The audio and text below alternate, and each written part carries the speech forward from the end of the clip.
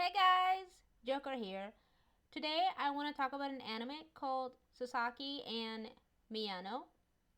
For those who don't like this type of genre, it's fine, but it's a BL romance anime. BL stands short for Boys Love. It's also known as Shonen Ai or Yaoi, but basically it's romance between two boys, two guys, you know the drill. I really like this anime in particular because it's a really sweet high school romance and it's a bit on the slow side for the romance, but to be honest, it's a little bit misleading because the characters kind of act like a couple before they eventually get together. And it's very interesting to see them struggling with their emotions, especially since one of them, the character known as Sasaki, knows his feelings from the beginning, unlike Miyano, who at first thinks that Sasaki is only messing with him or joking. And so the anime starts very simple, and it's Sasaki meeting Miyano in the morning and greeting him as they're going to school. And then they kind of have a bit of a, I guess, flashback, and it takes them back to when they met, and it was that one of Miyano's classmates, Kurosawa, was getting beaten up, and he was gonna try and stop it, but thankfully there was an upperclassman close by who decided to interfere and stop it, and then afterwards he starts questioning if the guy he saw was a girl. Um, but then he remembered that it's an all boys school and he realized that it is in fact a boy. And he does mention that his face is cute. So, although later on that's not the main reason why Sasaki ends up liking Miyano, I don't think that at the beginning that is what started Sasaki's feelings towards Miyano, his cute face. Which the other boy does have an insecurity about it throughout the anime. It is explained to us that throughout middle school, he would get compliments about his cute face and how he looks like a girl to the point that he became so insecure about it that he just does not like it. And he hopes one day that he grows tall and does not have a cute face anymore. And so this anime is a little bit different because Miyano is a self-proclaimed fudanshi. Um, for those who don't know,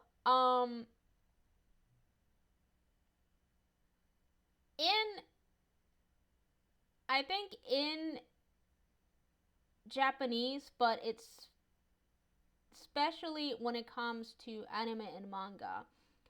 Those who like this type of genre, the BL, Shonen Ai, Yaoi, whatever you want to call it, they're both known into two groups.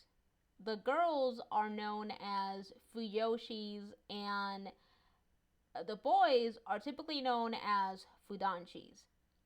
And so now that we have that explanation out of the way, since Miyano is a self-proclaimed Fudanshi, he is constantly using at least one of his upperclassmates, known as Hirano, as like,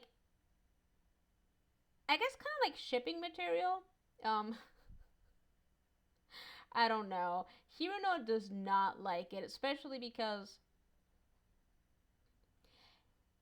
he claims he's straight, but Miyano never buys it, and in fact, he constantly keeps claiming that Hirano's going out with his, I believe it's his roommate, and he constantly claims that Hirano's an uke. Oh god. Okay, kids. I say kids, so all of you guys are kids. So when you read or watch this genre of anime and manga, there are two stereotypical roles that the guys will fall into, and they're known as the seme, also known in other genres as the top, and then you have the uke, also known in other genres as the bottom. Um, in a lot of media, typically the uke is the one seen who ends up taking the role of the woman in gay relationships, the way that media portrays it. Just another thing, the way that media portrays BL, especially in manga and anime, it's not really it's not really realistic. Like a lot of the times, it's more like, I think, to just fulfill a genre and, to get money, because it's a very popular genre, especially among young women. Um, so I had to give that explanation so you could understand a little bit of the um I guess premise, although I do believe that at some point all of this ends up being explained a bit. Um, they even go into the concept of moe, which is like when some type of like cuteness and being adorable when it comes to like anime and manga. Um, that one I am not too sure, because I always get confused on what exactly can be considered as moe and what can't be considered as moe. But anyway, so Sasaki from the beginning asked Miyano if he'd go out with him, but he thinks he was joking, so he just rejects him with no hesitation. Um, but Sasaki, wanting to get to know him and wanting to know what he's up to, decides that he wants to try and just hang out and find out what interests he likes, what he doesn't like. So they begin this exchange of BL manga where Miyano brings him whatever new volume of a series he has, and I always find these interactions just hilarious, because anytime he gives him a manga, gives him he gives it to him in a paper bag, and he always instructs him never to read it when he's among other people, and he's always telling him to just read it when he's in his room or in a private room, because he's really self-conscious about people finding out that they read BL manga, and I don't blame him. It's a little bit nerve-wracking just telling people that, hey, I like this type of genre, especially since it's not for everyone. So I do like that premise of the show, where they do showcase how this young man is a little bit hesitant and he freaks out, but he does freak out really easily. Um,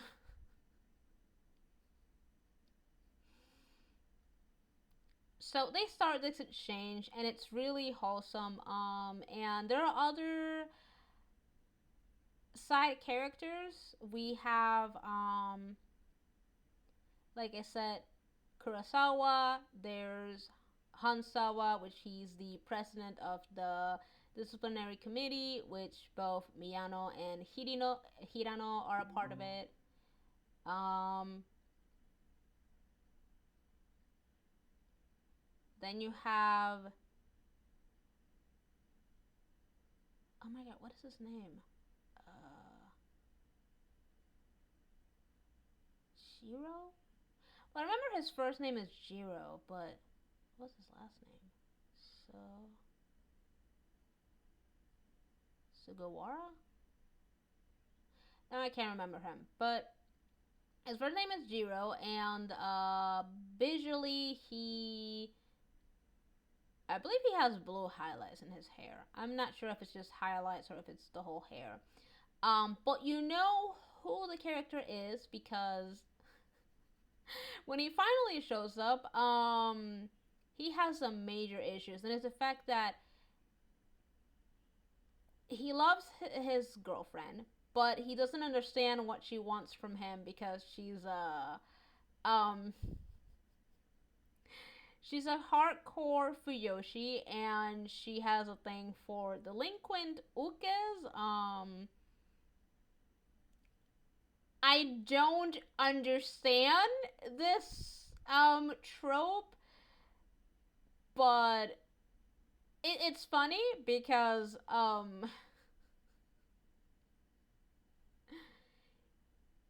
it just freaks out a lot of the things he finds. And then like I said, the show does have a slow progressing romance. Um, and it's kind of sweet seeing them anytime that they exchange their manga and hang out. There is a Valentine's Day and then a White Day episode. Oh, there is one scene where Miyano is listening to a CD drama. That was interesting. I don't know which I prefer for this anime, the sub or the dub, because they're both really good. Yeah, sorry, I'm all over the place. I forgot to mention that. So the anime is both in English sub and English dub. You can find it on Crunchyroll or Funimation, whichever of the two apps you like, or if there's still any sailing the seven seas websites out there that you can also like find it that way, but I'm not sure. Um, but like I said, it's a very slow romance, but it's a slice of life. Like there's a festival at some point, and two of the characters end up cross dressing, and we get to see how like Miyano slowly comes to terms with his feelings because at first he says he doesn't want a real life BL experience, but later on he definitely wants it, especially once he starts questioning what it is that he really feels for Sasaki. Like, does he only admire him because he's an upperclassman, or does he actually have feelings? And okay, so this is one of the first, I'm just going to say, romance in general of like anime where instead of, one of the characters just like out of nowhere kissing the other one, or you know forcing themselves or trying to force the kiss if the other character is sleeping, which happens a lot in these romance anime. Like if both characters don't have the consent for it for some reason, one of them is going to try to kiss the other, especially if they're like asleep asleep or sick. And I don't know, it's kind of weird. But this is the first one where I've seen where even though the thought does cross Sasaki's mind to do it, he immediately stops himself because he realizes that it would not be okay in real life. And I think he does ironically take a page from the BL because I think he's reminiscing to like a scene they had both discussed of a manga where like I think one of the characters had been sick and they somehow share a kiss even though the other character was wearing a mask. Um, and I think it was in reference to that then he exclaimed that like that would not be okay in real life. And it's also very sweet that although at one point he genuinely confessed because he keeps mentioning that he likes him a lot, and eventually Miyano realizes that he's not joking and he's very much serious. He doesn't push the other boy to just tell him yes or no.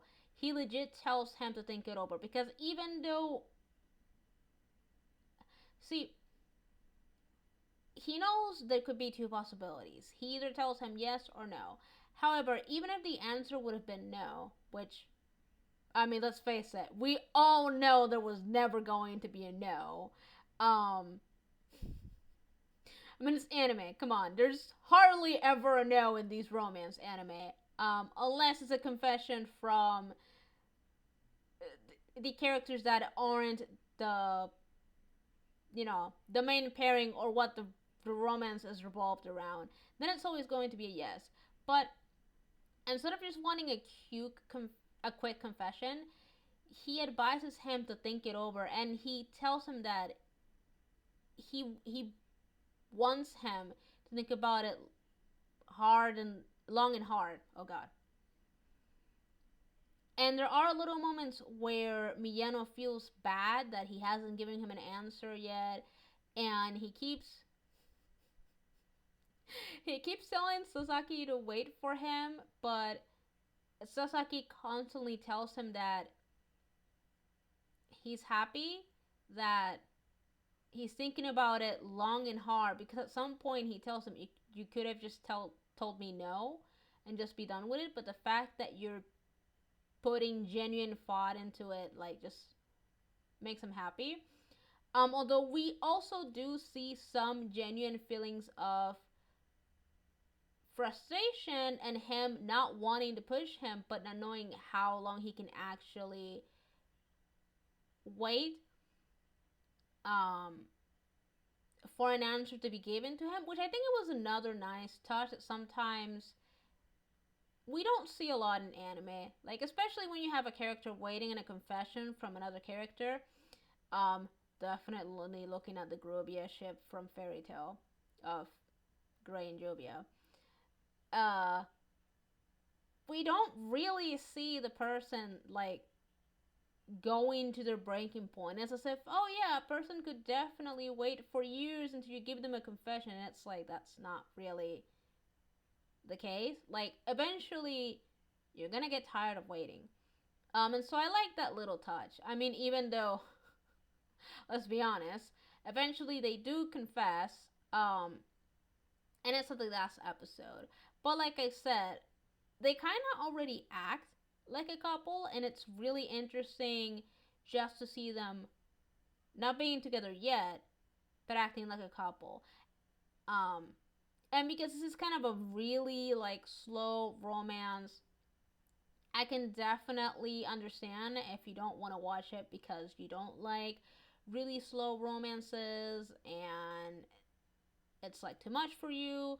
I liked the dynamic between the characters. This was adapted from a manga I had read before. I haven't finished it yet, but I got like through some of the chapters, and then when the anime got announced, I was happy. So that's one of the reasons I watched it. And the manga goes beyond the confession, which that's kind of where the anime ends.